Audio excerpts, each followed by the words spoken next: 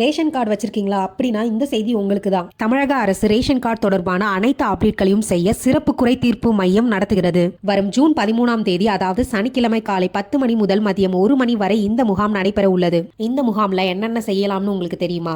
Ration கார்டுல பேர் சேர்க்கணும், ரேஷன் கார்டுல பேர் நீக்கணும், அல்ல உங்ககிட்ட ரேஷன் கார்டு இல்லைனா ரேஷன் கார்டு நீங்க விண்ணப்பம் பண்றதுல இருந்து இதுல நிறைய சேவைகளை இலவசமா வழங்கப்படுது. அது மட்டும் அல்ல, ரேஷன் கடைக்கு நேரில் செல்ல முடியாத முதியோர்கள் மற்றும் மாற்றுத்திறனாளிகளுக்கு அங்கீகார சான்றிதழ் பெறுவதற்கும் இந்த முகாம் உதவியாக இருக்கும். ரேஷன் கார்டில் தகவல்கள் சரியாக இல்லை என்றால் பல அரசு நலத்திட்டங்களை பெறுவதில் சிக்கல்கள் ஏற்படலாம். அதனால் தான் இந்த வாய்ப்பை பயன்படுத்திக் கொள்ளுங்கள் என்று அரசு அறிவுறுத்தியுள்ளது.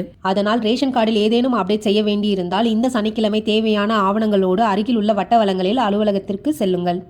ரேஷன் கார்டு வச்சிருக்கீங்களா அப்படின்னா இந்த செய்தி உங்களுக்கு தான். தமிழக அரசு ரேஷன் கார்டு தொடர்பான அனைத்து அப்டேட்களையும் செய்ய சிறப்பு குறை தீர்ப்பு மையம் நடத்துகிறது. வரும் ஜூன் 13ஆம் தேதி, அதாவது சனிக்கிழமை காலை 10 மணி முதல் மதியம் 1 மணி வரை இந்த முகாம் நடைபெற உள்ளது. இந்த முகாம்ல என்னென்ன செய்யலாம்னு உங்களுக்கு தெரியுமா?